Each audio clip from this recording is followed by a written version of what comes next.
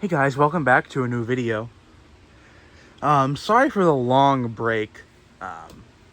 There's just been a lot of stuff going on.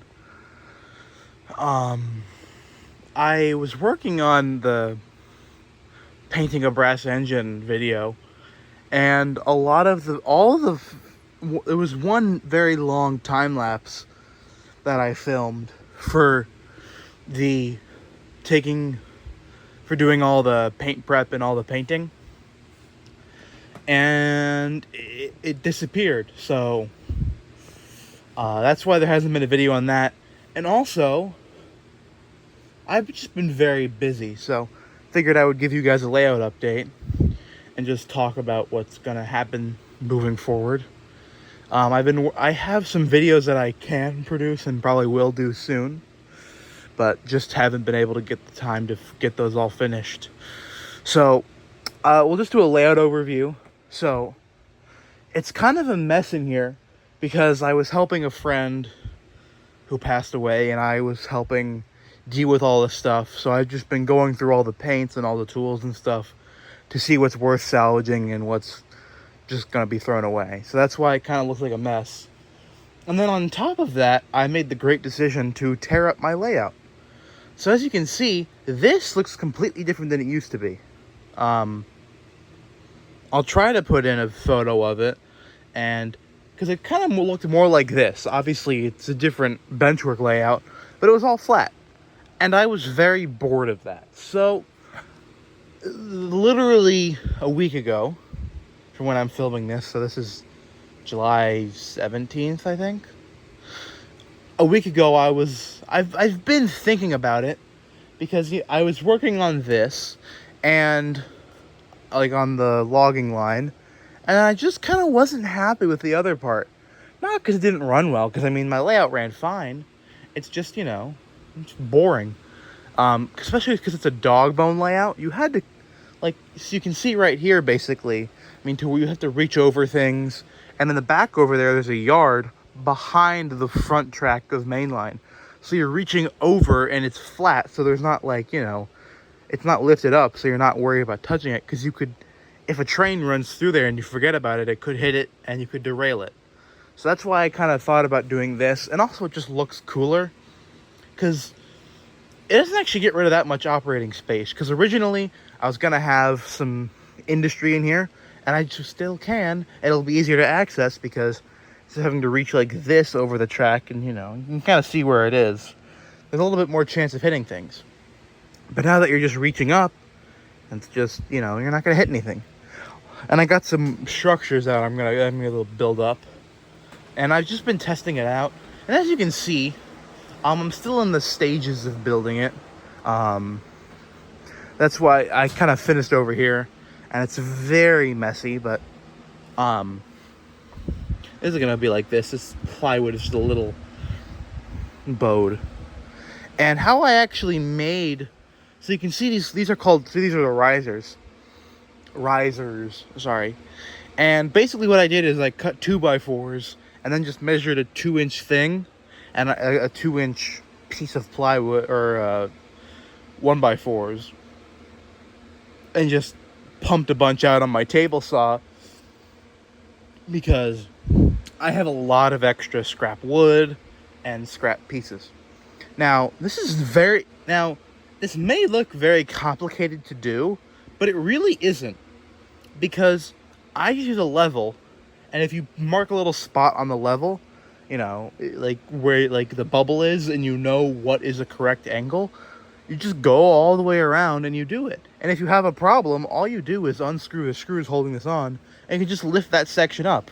So instead of having to do this, where you have to level the whole thing, and you have to deal with all these track joints in here and all that stuff, it's very simple to do. It really isn't that hard. And also, once you have to do the wiring and all that part, it really does make it easier to work on. And you can also get cooler scenery, because if I can do whatever I want here. I can have a slope down, I can have a cut up, you can kind of do whatever you want, and it's much easier to do, because you can go below track height or go above. So right here, this is not going to change, just because I don't need it to, and right now I don't want to tear up everything, because I can always change this yard if I feel like it or need to. Now over here, this is basically what I did was, sorry, it's a little all over the place.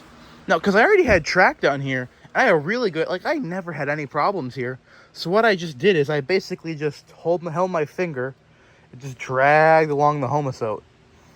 Because I use Homasote plus 3/8 plywood, which gets really strong. Because you can see, I mean, there's a little bit of thing in there, but it's not anything. Like, I'm putting, 70, 80 pounds of big boy force on there. And it's perfectly fine. I really like Homasote. If you can find it, it's great.